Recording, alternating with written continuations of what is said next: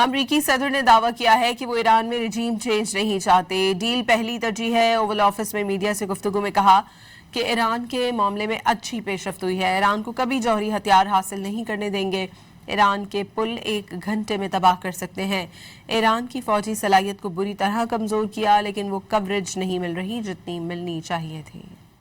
We've got missions. Now they have to hold those concessions, but there'll be no nuclear weapon. Iran cannot have a nuclear weapon.